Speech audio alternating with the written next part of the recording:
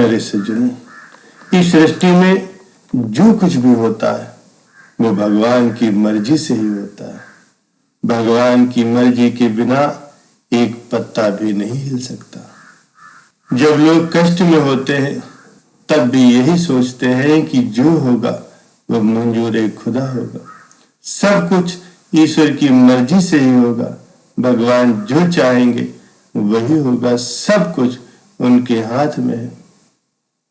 हम तो उनके हाथ की कठपुतली हैं। जैसा वो करते हैं वैसा ही होता है।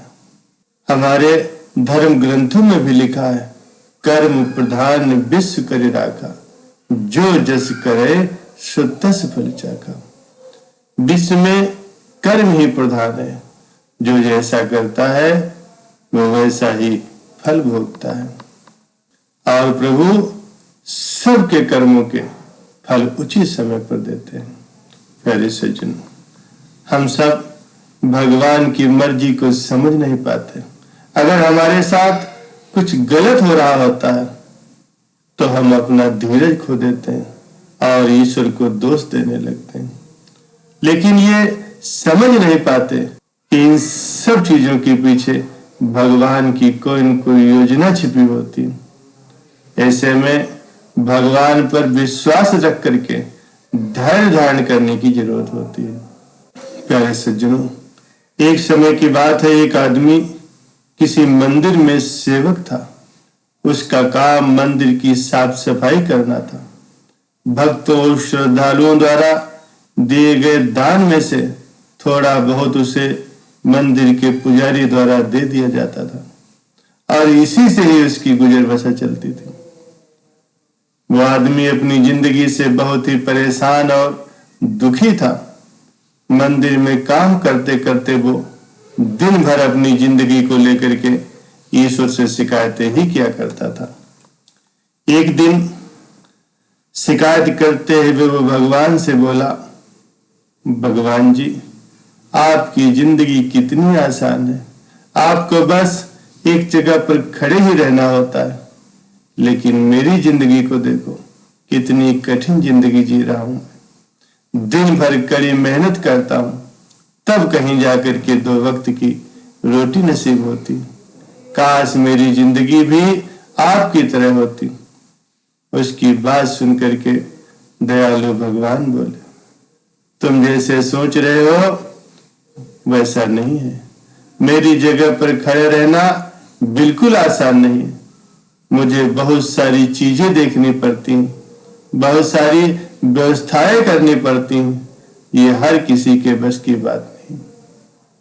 वो आदमी बोला, भगवान जी, आप कैसी बातें कर रहे हो? आपका काम तो बहुत ही आसान है। आपकी तरह तो मैं भी दिन भर खड़े रह सकता हूं। इसमें कौन सी बड़ी बात है? ये सुन करके भगवान बोले, तुम ऐसा नहीं कर पाओगे। इस काम में बहुत धैर्य की आवश्यकता होती है। वो सेवक बोला, प्रभु, मैं जरूर कर पाऊंगा। आप मुझे बस एक दिन अपनी जिंदगी जीने दीजिए। आप जैसा बताएंगे मैं वैसा ही करूंगा। मंदिर का वो सेवक जिद करने लगा। उसकी जिद के आगे भगवान मान गए और बोले, ठीक है, आज पूरा दिन तुम मेरी जिंदगी जियो और मैं तुम्हारी जिंदगी जीता हूं। लेकिन मेरी जिंदगी जीने के लिए तुम्हें कुछ शर्तें माननी होंगी। सेवक बोला, प्रभु, मैं हर शर्त मानने को तैयार हूं। भगवान बोले, ठीक है, तो ध्यान से सुनो। मंदिर में दिन भर बहुत से लोग आएंगे और तुमसे बहुत कुछ कहेंगे। कुछ तुमको अच्छा बोलेंगे और कुछ बुरा कहेंगे। तुम्हें हर किसी की बात चुपचाप एक जगह मूर्ति की तरह खड़े होकर के बड़े धैर्य के साथ सुननी और उस पर कोई प्रतिक्रिया नहीं देनी। वो सेवक मान गया। भगवान और सेवक ने अपनी अपनी जिंदगी एक दिन के लिए आपस में बदल ली। सेवक भगवान की जगह मूर्ति बन करके खड़ा हो गया और भगवान मंदिर की साफ सफाई का काम निपटा करके वहां से चले गए। कुछ समय बीतने के बाद उस मंदिर में एक धनी व्यापारी आया, भगवान से प्रार्थना करते हुए बोला, प्रभु मैं एक नई फैक्ट्री खोल रहा हूं, मुझे आशीर्वाद दीजिए कि ये फैक्ट्री अच्छी तरह से चले और इससे मैं अच्छा खासा मुनाफा कमाऊं। प्रार्थना करने के लिए वो जैसे ही नीचे झुका तो उसका बटुआ बाहर निकल गया और जब वो वहां से जाने लगा तो भगवान की जगह खड़े हुए उस सेवक का मन हुआ कि वो इसे बता दे कि उसका बटुआ गिर गया है, लेकिन शर्त के अनुसार उसे चुप रहना था, इसलिए वो कुछ नहीं बोला और खामोश खड़ा रहा। इसके तुरंत बाद एक वहां गरीब आदमी आया और वो भगवान से प्रार्थना करने लगा कि भगवान जी मैं बहुत ही गरीबी में जीवन काट रहा हूं, परिवार का पेट पालना है, माँ की दवाई की व्यवस्था करनी है, समझ नहीं पा रहा हूं कि इतना सब कुछ कैसे करूं। आज देखो मेरे पास सिर्फ 1 रुपया है, इससे मैं क्या कर पाऊंगा। आप ही कुछ चमत्कार करो और मेरे लिए कुछ धन की व्यवस्था करो। प्रार्थना करने के बाद जैसे ही वो जाने लगा तो उसे नीचे गिरा हुआ एक बटुआ दिखाई दिया। उसने बटुआ उठा लिया और भगवान को धन्यवाद देते हुए बोला कि भगवान जी आप धन्य हैं, आपने मेरी प्रार्थना इतनी जल्दी सुन ली। इन पैसों से मेरा परिवार कुछ दिन तक भोजन कर सकता है और माँ की दवाई की व्यवस्था भी हो जाएगी। भगवान को धन्यवाद देकर के वो वहां से जाने लगा। तब भगवान बने मंदिर के सेवक का मन हुआ कि उसे बता दे कि वो बटुआ तो व्यापारी का है, उसे मैंने नहीं दिया। वो जो कुछ कर रहा है वो चोरी है, लेकिन वो चुप रहने के लिए व्यवस्था, इसलिए मन मार करके वो चुपचाप वहां खड़ा रहा। मंदिर में आने वाला तीसरा व्यक्ति एक यात्री था। वो 15 दिन के लिए समुद्री यात्रा पर जा रहा था। भगवान से उसने प्रार्थना की कि प्रभु उसकी यात्रा सुरक्षित रहे और वो सकुशल वापस लौट सके।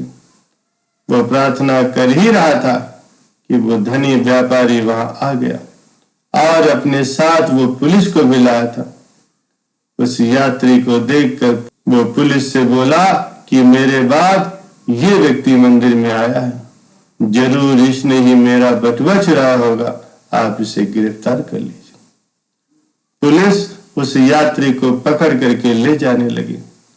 भगवान बने आदमी को अपने सामने होता हुआ यह अन्याय सहन नहीं हुआ। शर्त के अनुसार उसे चुप रहना था, लेकिन उसे लगा कि ये तो बहुत गलत हुआ है। यदि मैं चुप रहा तो एक बेकसूर आदमी को व्यर्थ में ही सजा भुगतनी होगी। उसने अपनी चुप्पी तोड़ते हुए कहा, आप गलत व्यक्ति को पकड़ कर ले जा रहे हो। ये बटुआ इस यात्री ने नहीं बल्कि इस आदमी से पहले आए गरीब व्यक्ति ने चुराया। मैं भगवान हूं, मैंने सब कुछ देखा। पुलिस भगवान की बात भला कैसे नहीं मानती। उनकी बात मानकर उसने उस यात्री को छोड़ दिया और उस गरीब आदमी को पकड़ लिया जिसने बटुआ लिया था।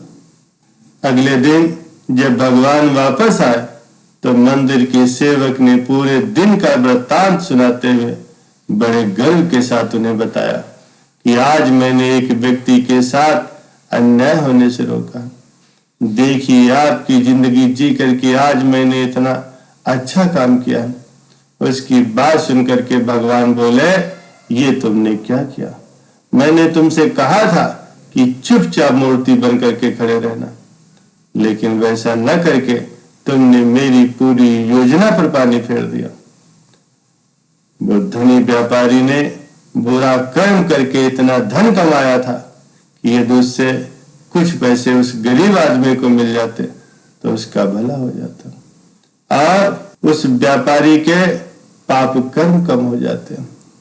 और जिस यात्री को तुमने आज समुद्री यात्रा पर भेजा है, अब वो जीवित वापस नहीं आएगा। समुद्र में एक बहुत बड़ा तूफान आने वाला है। यदि वो कुछ दिन जेल में रहता तो कम से कम उसकी जिंदगी बच जाती।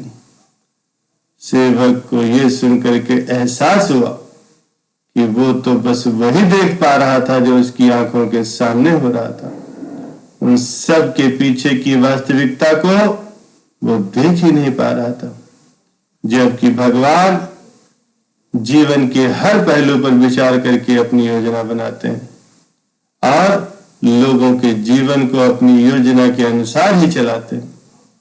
प्यारे सज्जनों, हम सब भी भगवान की योजनाओं को समझ नहीं पाते।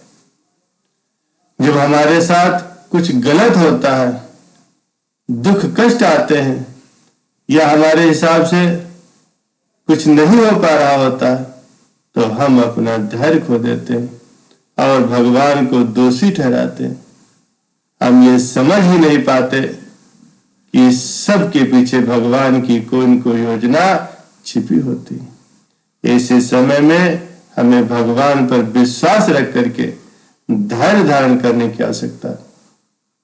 इसलिए चिंता न करें। यदि आपकी मर्जी से कुछ नहीं हो रहा तो इसका अर्थ यह है कि वो भगवान की मर्जी से ही हो रहा है, और भले ही देर से सही या और देर से सही, भगवान की मर्जी से सब अच्छा ही होता है।